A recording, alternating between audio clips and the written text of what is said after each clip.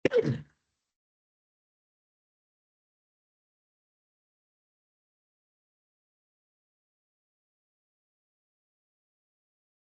багшийн энэ харуулж байгаа цонх харагдаж байна уу залуусаа? За энэ whiteboard харагдаж байна те. За тэгэхээр хэдүүлээ ингэх юм. Хоёрдугаар лекц маань юу яах вэ гэхээр мэдээллийн онол ба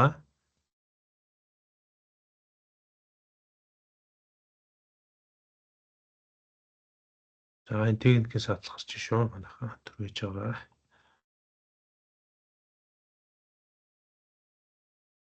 Хоёрдугаар лекц маань мэдээллийн онол ба бит дээр хүлдүүд гэсэн сэдвээр орно. Тэгэхээр энэ сэдвийнх нь эхний хооллын системийг та бүхэндээ багш нь шууд бодит хэрэглэн дээр нь тайлбарлаад оръё. За тоо гэдэг маань ойлгомжтой. Тухайн объектыг тоолох, хэмжих, арифметик тооцоол хийхэд зориулагдсан ашигладаг математикийн утгыг хэлнэ. Тоонууд маань түрүүн бидний үзсэн натурал тоо, бүхэл тоо, рационал болон иррационал гэсэн төрөл бүрийн ангиллалтай байна. Компьютерийн системдэр тоог 2-ийн болон 8-ийн, 10-ийн, 16-ийн гэсэн тоолын системүүдээр дүрсэлдэг. Тэгвэл тооны систем гэж юу вэ гэсэн асуулт гарч ирнэ. Тооны систем гэдэг нь тоонуудыг төлөөлдөг системийг хэлнэ. За мөн тоог тоолох системч гэж бас нэрлэж болно. Эдгээр тоонуудын цифр болон ашигладаг бөгөөд хамгийн түгээмэл ашигладаг тийм үү. Түгээмэл 2-ийн тоог илэрхийлэхэд хэрэглэгддэг цифр нь 0 ба 1 гэсэн юм хоёрхан цифрээр 2-ийн тоолын системийг илэрхийлдэг. Харин бидний ашигладаг 10-ийн тоолын систем маань 0-оос 9 хүртэлх цифрүүдийг ашигладаг.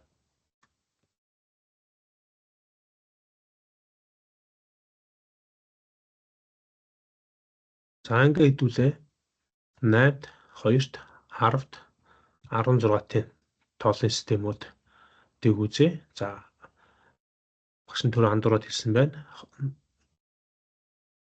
10-д, 2-т, 8-д, 16-ийн тоолын системүүдийг үзье. За 10-ийн тоолын системийг хэдүүлээ мэдж байгаа учраас 10-тыгаа төр алгасаад явнаа. За энийг үзэхийн тулд хэдүүлээ түрүүний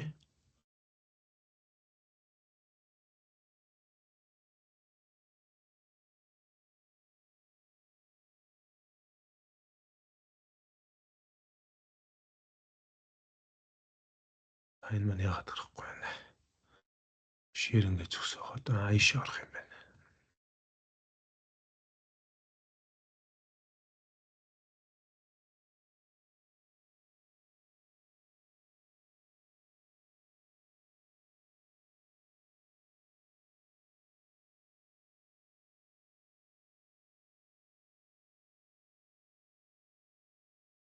За энэхүү систем дээр тоолын системээ тайлбарлая.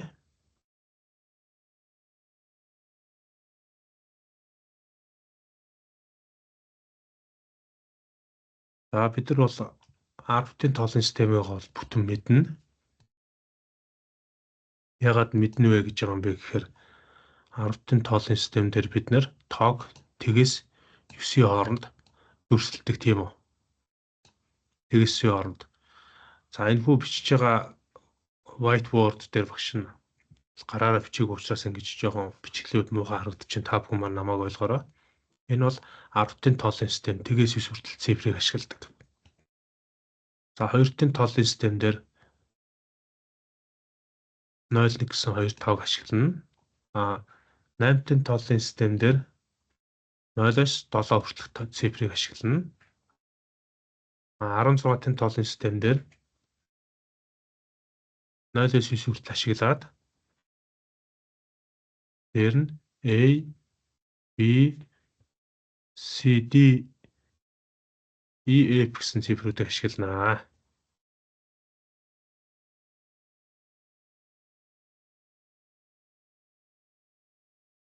За хэдүүлээ тэгвэл Хоёрын тоолын систем хооронд тоог хэдэн хөрвүүлэх талаар энэхүү whiteboard-н дээр шууд бичээд явъя.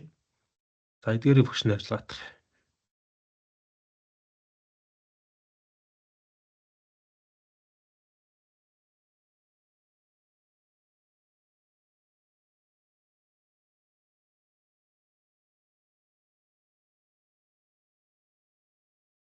За хоёрын тоолын систем дээр тоог бид нар дүрслэхдээ дараах байдлаар дүрслэнэ.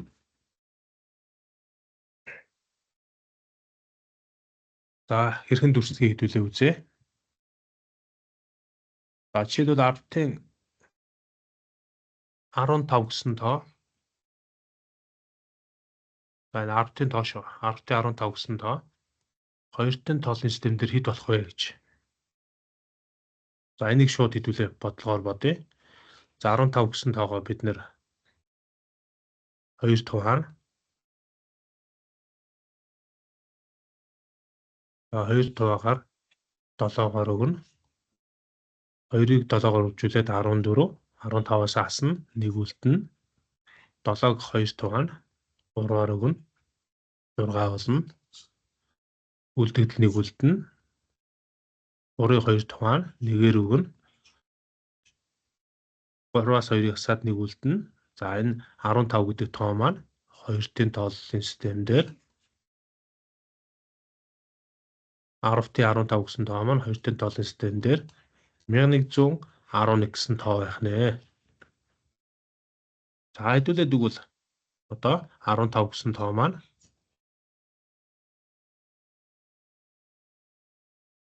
15 гэсэн энэ тоо маань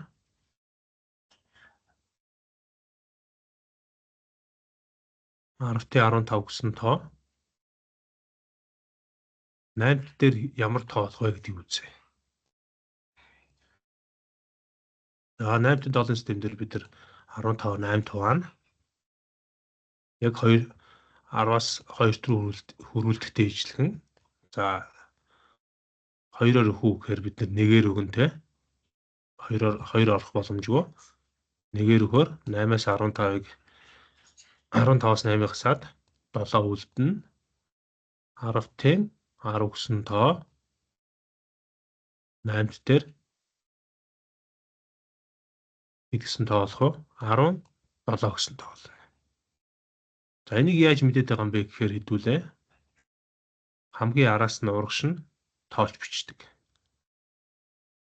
Тэгэхээр 15-ыг 8 таваагаад бид 1-ээр өгсөн, үлдэгдэл 7 гарсан. Араа 1-ээс нь хэлж бичээд 1 7 буюу 17 гэсэн тоо маань 10-ийн 15 гэсэн тоо маань 8 дээр 17 гэсэн тоо болно. Тэгэхээр маш энгийнээр хэлэх юм бол 10-ын тоолын системэн дээр байсан 15 тоо 8-ын тоолын системийн тоо руу хөрөх юм бол 17 гэсэн тоо болно. За хэдүүлээ дараагийнх нь 16-ын тоолын системээ үзье. За багш нь бол та практикаар зааж байгаа учраас дараа нь та бүхэн маань лекцийн материалыг үзээ явах боломжтой. Багш нь бичлэгийн сүүлд лекцийн материалыг хаанаас үзэх талаар тайлбар хэлнэ. 10-ийн 15 гэсэн тоог 16 руу хөрвүүлье. Тэгэхээр энэ маань шууд 16-ын тоолын систем рүү хөрвүүлэхэд нэг асуудал үүснэ. Түрүүн бол багш нь хэлсэн тийм үү? 10-ийн 16-ын тоолын систем дээр тоог тэгээс 9 хүртэл дүрслээд 10-аас хойш тоог нь A, 11-ийн B, 12-ын C, 13-ын D, 14-ийн E, 15-ын F гэж тэмдэглэнэ. Тэгвэл 15 гэсэн тоо маань 16 хуваагдахгүй боловч энэ маань 16-ын тоолын систем дээр F гэсэн тоо болж хувирнаа. За энэ шиг хэдүүл арай өөр жишээ үзье. 10-ийн шууд бичээ. 10-ийн 27 гэсэн тоо 16 дээр хэд болох вэ гэж үзье. Тэгэхэд тул бид нэр яг энэ доотлын дүрмийн дагуу 27-гоо 16 тухайн түрүүнийхтэйгээ ижилхэн 27-г 16 хуваалаа 1-ээр өглөө 16 Тэгээд 27-аас 16 хаслаа. Үлдэгдэл хэд гарах вэ?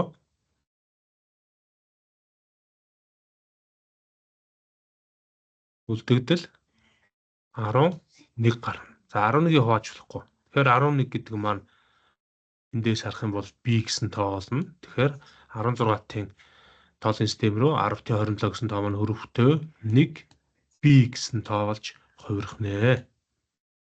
За ингэж хөрвүүлж болдог байх нь байна. За дараагийн нэг асуудал болохоор нэг ийм асуудал гарна. 2-ын тоог 8 руу яаж хөрвүүлэх вэ гэж. За 2-ын ийм тоонууд байж болно. Ийм тоонууд. 8 руу хөрвүүлэхдээ хамгийн араас нь 3 оронгоор таслаад хүснэгтээ харна. За хүснэгтээ харна гэдэг маань юу гэсэн үг вэ гэхээр манай лабораторийн гаргалга 2 дээр байгаа. Та бүхэн маань өмнө үтсэн учраас багш нь авч тайлбарлаад явъя. Тэгэхээр энэ 101 гэсэн тоо маань болохоор 2-ын тооллын системээс 8 руу хөрвөхдөө 101 гэсэн тоо маань 5 болж хувирдаг. 111 маань 7 болж хувирдаг. Ингээд энэ маань 8-ын тооллын систем дээр 2-ын 111, 101 гэсэн тоо маань 8-ын тооллын систем дээр 75 болж хувирж байна. За тэгвэл 8-ын ийм тоо байвал яах вэ гэж одоо хэдүүлээ мэддэг хамгийн энгийн 2-ын тоогоо бичээ. 8-ийн 103 гэсэн тоо. 2 руу хэд болж хөрөх үү гэхээр яг 3 оронгоор нь 2-ын тоолын системээр илэрхийлнэ. 0 0 1 гээд нэг нь эхний орон гарч ирнэ. Дараа нь 3 тэгээр бичнэ. За сүүлийн 3-ыг бид нар бичихтэй. За энэ доор нь биччихье. 0 11 гэж бичнэ. За энэ 3 оронтой тоог нийлүүлж бичихтэй бид нар өмнөх нь тэгийг хасаад 1 тэг 0 11 гэж 2-ын тоолын систем дээр дүрслэнэ. Хэрвээ энэ 2-ын тоолын систем дээр буцаад энийг 8-ын том уу эсхийн шалгахыг гэвэл хойноос нь 3 оронгоор таслаад тэгээд хүснэгтээ харна. За хүснэгт манай лабораторийн ажил 2 дээр байгаа, 1 дээр байгаа залуусаа багш нарын та бүхэнд лабораторийн ажлаа харах зааврыг хэлж өгнө. За ингээ харангууд хамгийн арын 0 11 гэдэг маань 3, энэ маань тэг, за энэ маань 1 баг ингээд 8-ийн 103 гэсэн тоо гарч ирнэ гэсэн үг. За та бүхний өмнө үтсэн гэж бодоод багш нь бол товчоор тайлбарж байгаа гэдгийг ойлгоорой. За 2-ын дараах тоог 16 руу яаж хөрвүүлэх вэ гэдэг асуудал үүснэ. За тэгвэл араас нь 4 орон таслана. За тэгээд хүснэгтээсээ харна те. Эсвэл чийдэлсэн байвал тооноосоо шууд харчихна. За хамгийн ихнийх бол 16-ын тоолын систем дээр 7. За энэ маань хэд гэсэн тоо байна? За хэдүүлээ харъя. Доор бичиж 1000 гэдэг бол хэд гэсэн тоо вэ? 8 тийм үү? За ингээд 1001 маань 9. 1010 маань 10 болно. За тэгвэл 1100 маань хэд болох вэ? 11 болно. За 1101 маань 12 болно. За 1100 10 маань хэд болох вэ? 13 болно. За энд нь багш нь бичээ 1100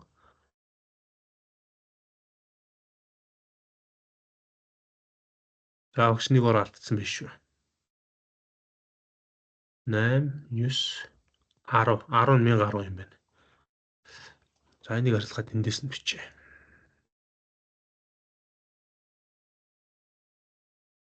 За энэ дээр нэг биччихье. За эндээс 1000 өөрөө 8. 1001 1001 нь 9, 1010 нь 10, 1011 нь 11. За 1100 нь 12 болно. 16-ын тоолын систем дээр 1101 нь 13. За тэгээд 1100 10 14 1111 нь 15 болдог.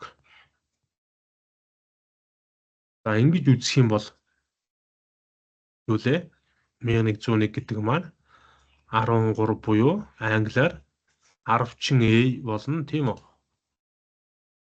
11 нь B, 12 нь C, 13 нь D, 14 нь E, 15 нь F болох юм бол энэчтэй аач. За 1101 нь хэд болох вэ? D болно. Гэт 7 DD гэсэн тоо болох нэ.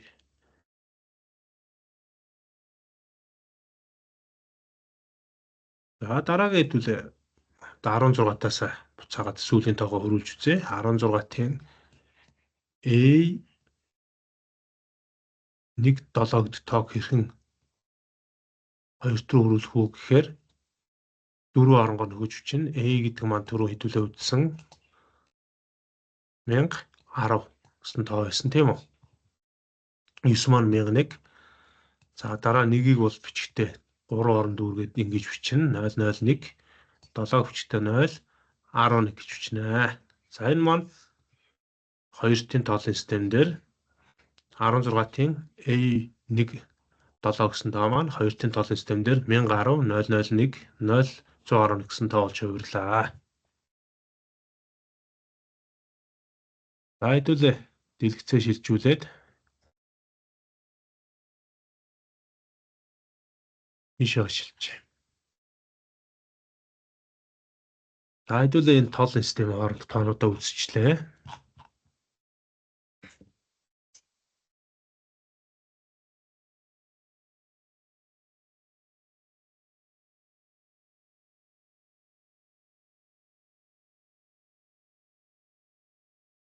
За одоо бит дээр хийгдэх үйлдэлүүдийг товчоор үзье.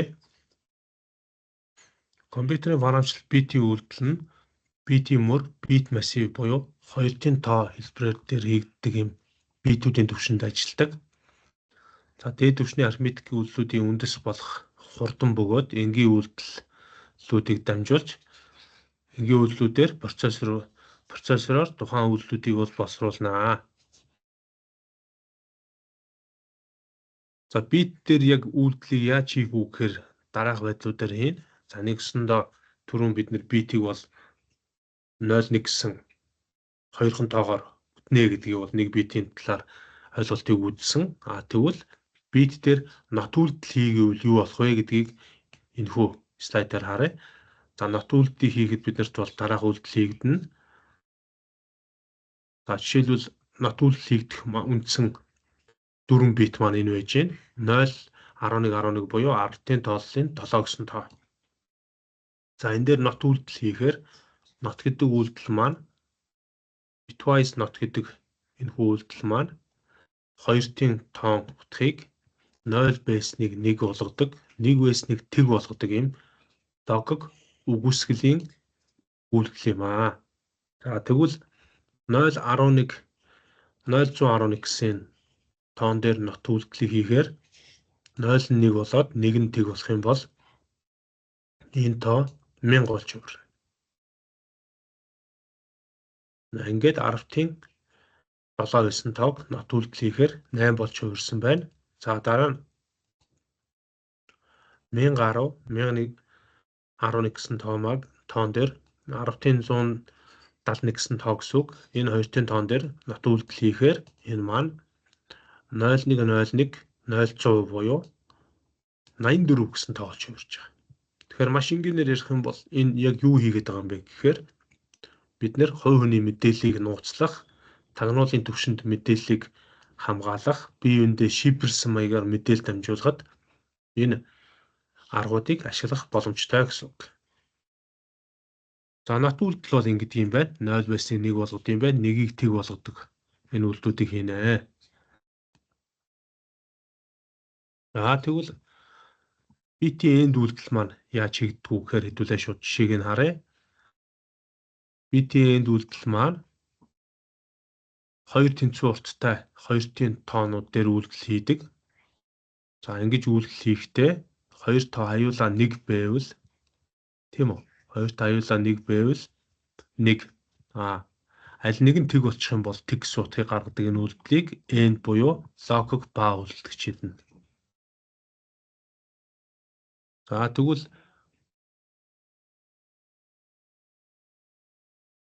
0.11 0.1 гэсэн хоёртын тоон дээр 0.0.11 гэсэн тоог end үйлдэл хийх юм бол энэ дээр 0-ыг 0-оор end хийхээр 0 гарна. 1-ийг тэгтээ end хийхээр тэг гарна. 0-ыг нэгтээ end хийхээр тэг гарна. Харин 1-ийг нэгтээ end хийхээр зөвхөн 1 гарна. За ингээд 1/10-ийн 5 10-ийн 3 гэсэн хоёр тоог end хийхээр энэ маань хоорондоо end үйлдэл хийгдээд 10-ийн 1 гэсэн тоог буюу 2-ийн 0.01 гэсэн тоог гарах нэ. Тэгэхээр нэг байгаа зөвхөн нэг гардаг энэ үйлдэлийг ба үйлдэл гэж хэлнэ. Англиар end гэж нэрлэнэ.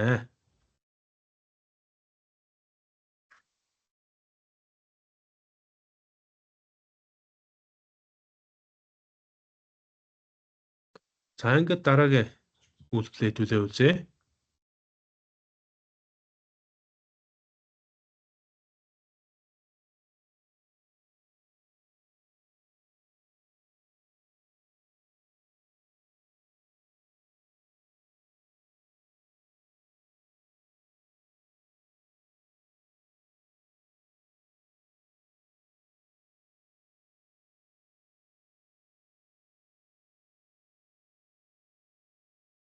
За дараагийн тэгвэл 0.11 гэсэн энэ хоёртын тоог 0.10 та end үйлдэл хийх юм бол зөвхөн нэг нь нэгээрээ гарах юм бол энэ дээрээс зөвхөн энэ 3 дахь хоронгийн тоол нэгээр гарна. Бусд нь бүгдийг гараад 0.010 буюу 10-ын тооллын 3 гэсэн тоог 10-ын 2 гэсэн тоотоо end үйлдэл хийхэд зөвхөн 2 гарах нэ. За энийг бол end үйлдэл гэж хэлнэ.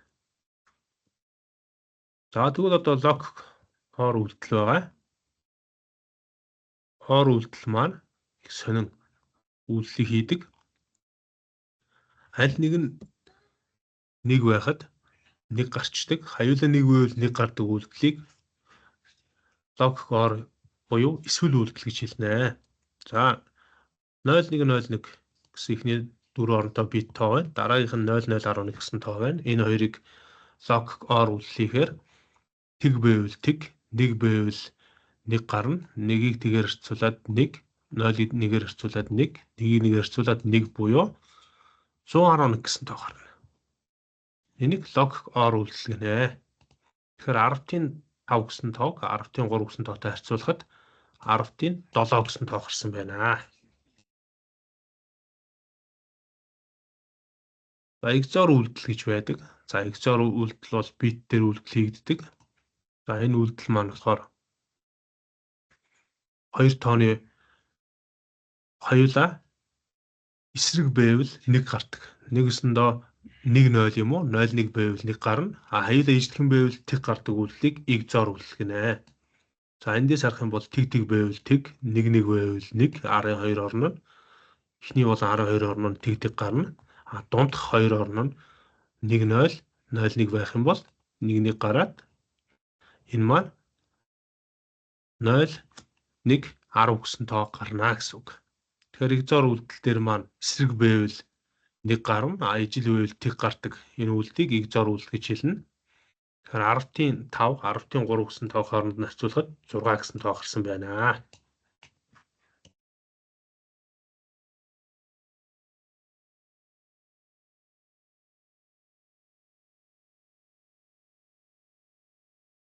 За хэдүүлээ бит шилжилтийн талаар дараагийн сэдвээр үзье.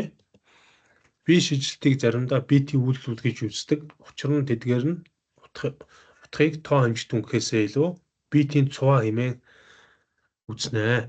За эдгээр үйлдэлүүд цифруудыг зүүн эсвэл баруун тийш нь 1 бит шилжүүлдэг. Компьютерийн төв процессор дахь одоо бүртгэл буюу регистрүүд нь тогтмол өргөнтөө буюу тогтмол утгатай байдаг. За энэхүү зарим битүүд нь нэг төгсгөлд регистрээс шилжсэн буюу одоо shifted out гэсэн утга авч байхад нөгөө төгсгөлөөс ижил тооны битүүд шилждэг буюу shifted in гэсэн үйлдэлүүдийг хийдэг байх нь байна. За бит шилжүүлэх операторуудын ялгаа нь шилжсэн битүүдийн утгыг хэрхэн тодорхойлоход оршдог. За тэгвэл компьютерийн санах хойд регистр гэсэн нэг чухал ойлголт гарч ирдэг. Регистр гэдэг маань хамгийн үнэтэй санах хойд төрөлд ордог. Учир нь гэвэл зөвхөн төв процессор дотор регистрийн утга хадгалагддаг. Процессорын регистр буюу одоо компьютерийн санах хойд буюу төв процессор CPU Central Processing Unit-ийн төв процессорын регистр нь компьютерийн процессорыг ашиглах боломжтой хамгийн хурдан шуурхай санах хойд байгууламж буюу байршил юм. За регистр нь ихэвчлэн бага хэмжээний хурдан хадгалах сангаас бүрддэг бөгөөд тодорхой техник хангамжийн функцтай байна. Энэ дээр зөвхөн өгөгдлийг унших эсвэл бичих боломжтой ажилдаг. Үүнийг регистр гэж нэрлэнэ. За хэдүүлээ одоо бит хооронд шилжих үйлдэлүүдийг дараах хоёр үйлдэлээр үзье. За энэ албан ёсны англи нэрлэлчлэрээ бол Little Indian буюу Big Indian гэсэн юм хоёр үйлдэл байна. За Little Indian гэдэг үйлдэл нь юу юм бэ гэхээр зүүн тийшээ 8 байрлалаар шилжих нь байтын хаягийг нэгээр нэмэгдүүлдэг. 8 байрлалаар баруун тийш шилжих нь байтын хаягийг нэгээр бууруулдаг. Энэ үйлдэлийг Little Indian гэж хэлнэ. Big Indian гэсэн нь зүүн тийш 8 байрлалаар шилжих нь байтын хаягийг нэгээр бууруулдаг. Харин 8 байрлалаар баруун тийш шилжихэд байтын хаягийг нэгээр нэмэгдүүлдэг буюу эсрэгээр нь хийгддэг үйлдэл. Нэг ясандаа Little Indian эсрэг үйлдлийг Big Indian гэж хэлнэ. За хэдүүлээ тэгээ бод жишээн дээр үзье.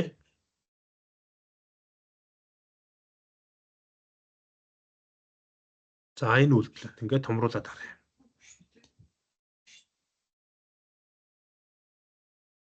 За энэ 0001 0111 гэсэн тоо маань битийн хувьд хамгийн араасаа 0-ээс ахуулаад 7 хүртэл дугаарлагдсан байна. Хамгийн арын энэ битийг бол жижиг low significant бит гэж хэлнэ. Нэгсэндээ тэрний үгс үг юм бэ гэхээр хамгийн бага ач холбогдолтой бит. Энэ хамгийн арын тгийг хамгийн урд байгаа энэ 7 дугаар дугаарлалтай битийг most significant бит гэж хэлнэ. Энэ бол хамгийн их ач холбогдолтой бит гэж нэрлэнэ. За тэгвэл энэ хоёр битийн хооронд ямар үйлдэлүүд хийгдэх вэ гэхээр хэдүүлээ зүүн тийш нь шилжүүлсэн нэг бит үйлдэлийг хийсэн байна. Зүүн тийш нь шилжихэд энэ 8 бит зүүн тийшээ нэг орон шилжинэ. Тэгэнгүүт ард нь нэг тэг нэмэгдэж бичигдэнэ. За түрүүний бидний үзсэн Little Indian гэсэн үйлдэл байна. За тэгээ зүүн тийшээ нэг орон шилжсэн учраас түрүүний 0001 0111 гэсэн тоо маань 0010 111 гээд ард нэг тэг орж ирээд нэгсэндээ 1110 болж хувирж байна гэсэн үг. За дараа нь нэг орон баруун тийшээ шилжинэ гэвэл түрүүний энэ одоо энэ тоо маань жишээлбэл за хэдүүлээ харъя 1001 0111 гэсэн тоог баруун тийшээ нэг орон шилжүүлэхэд нэг орон нэмэгдээд 1100 1011 гэсэн тоо болж хувирна гэсэн үг. За энэ үйлдэлүүд маань яаж утгыг өөрчлөөд байгаа юм бэ гэхээр жишээлбэл түрүүний энэ 001 0111 гэсэн тоо маань 10-23 гэсэн тоо байсан. Зүүн тийшээ нэг орон шилжихэд 10-46 тоо болж хувирж байна гэсэн үг. Харин түрүүний 1001 0111 маань 10-105 гэсэн тоо байсан бол баруун тийшээ нэг орон шилжихэд 53 гэсэн тоо болж хувирсан байна. За ингэж бол бит хооронд бид нэр тоог бол шилжүүлж үздэг. Энэ үйлдэлүүдийг мэргэжлийн ангийнхан арифметик үйлдэлээр дискрет математик хичээлдэр бол үздэг. За логикийн үйлдэлүүд бол одоо хамгийн чухал үйлдэлүүд байгаа. Одоо манай энэ өнөөдрийн хичээлийн сүүлийн том сэдв орж ирж байна. Бид нэр логик үйлдэлийг ойлгосноор парам бичих боломжтой. Ялангуяа логик үйлдэлийг ашигласнаар яагаад парам бичих боломжтой вэ гэхээр бид нэр if үйлдэлийг ашиглаж код бичих буюу парам бичих боломжийг биднэрт логик үйлдэлүүд олгодог. За энийг хэр ойлгосноос хамаарат бид нэр зөвхөн энэ хичээлдээ төдийгүй амьдрал дээр хүртэл сайхан амьдрах боломжтой байдаг. За логик операторууд нь логикийн илэрхийллүүдээр ажиллаж логикийн утгыг буцаадаг. Бол BT операторууд бүхэл тоонуудын 2-ын цифрүүд дээр ажиллаж бүхэл тоог буцаана гэсэн байна. За түрүүний өмнөх үзсэн лекцийн логикийн операторууд дээр нөгөө бүүлийн true буюу үнэн, false буюу худал гэсэн ойлголтууд энэ дээр орж ирнэ. За ингээд логик операторууд нь гэдэг нь үүсгэсэн нийлмэл илэрхийллийн утга нь зөвхөн анхны илэрхийллийн утга болон операторын утгаас хамаарахаар 2 буюу түүнээс дээш илэрхийллийг холбоход хэрэглэгддэг тэмдэг буюу үгийг хэлнэ. За энэ тэмдэгт логик оператор үйлдэлүүдэд and буюу ба, or буюу эсвэл not буюу үгүйсгэлийн 3 операторууд орж ирдэг. За ингээд хэдүүлээ үндсэн үйлдэлээ үзье. Python програмчлалын хэлэн дээр end үйлдэлийг end дээр нь бичнэ, or-ыг or-ороо бичнэ, not-ыг not-ороо бичдэг.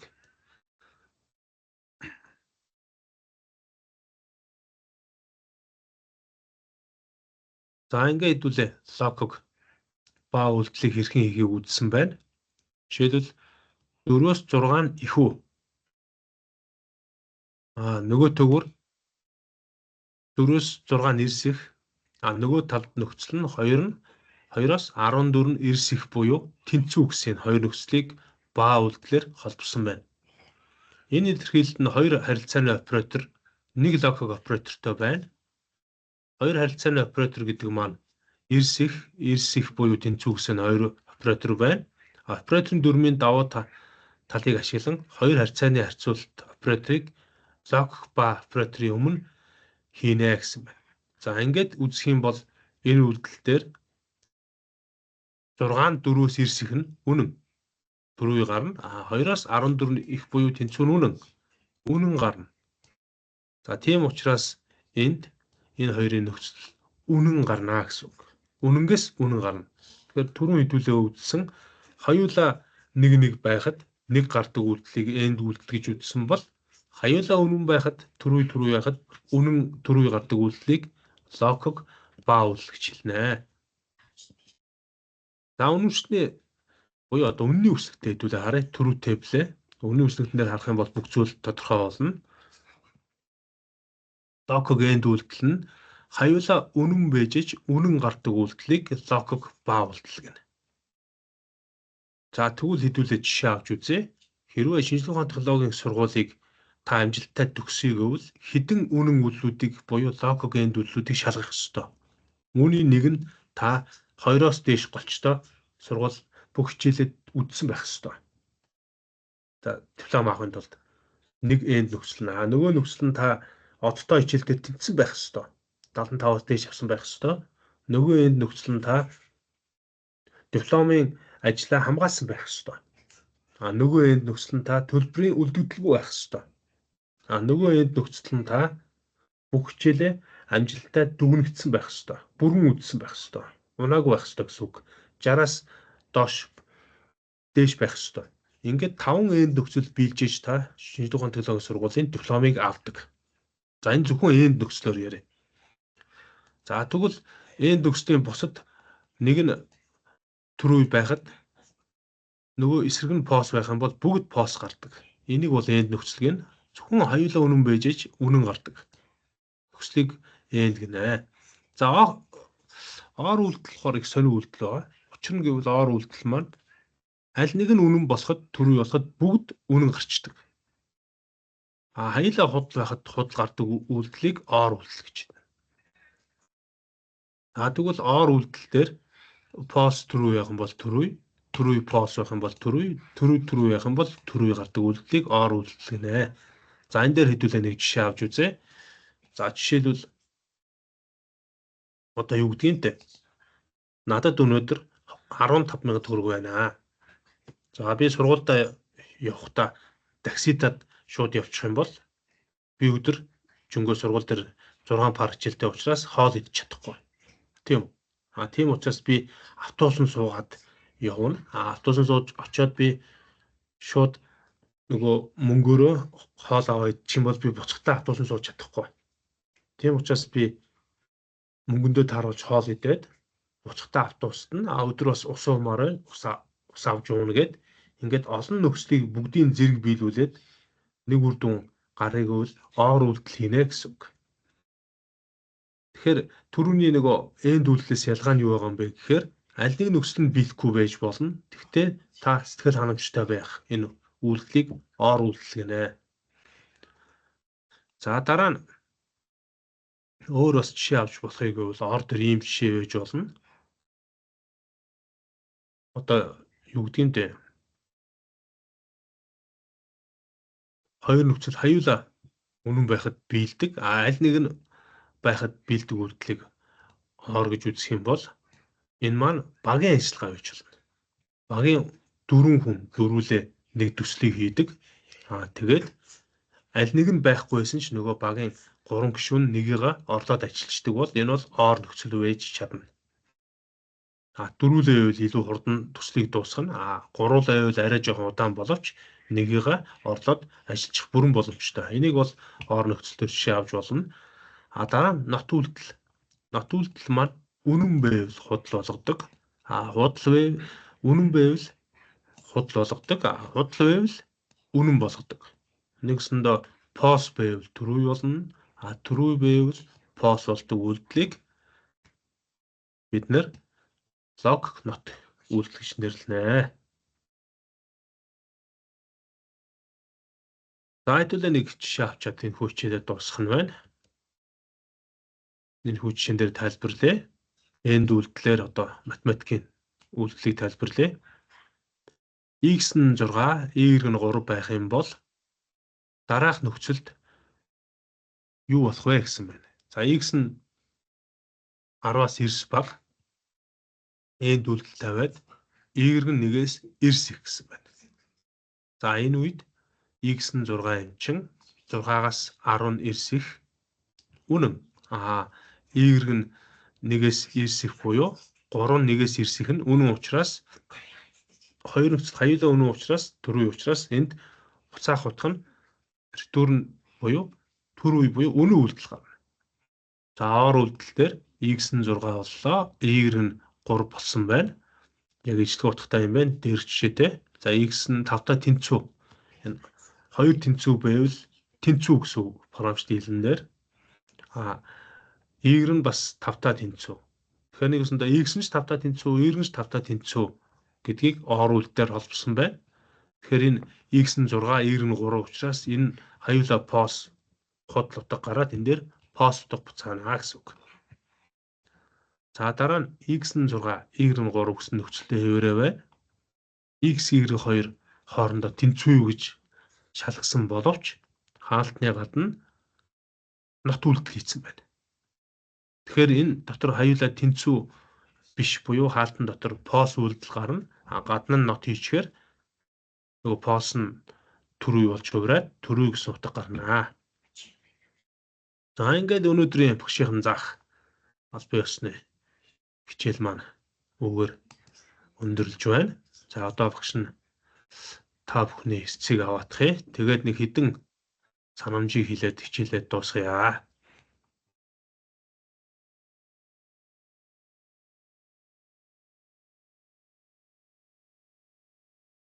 Аачтай хатгацаад. Стоп ширэн гэж.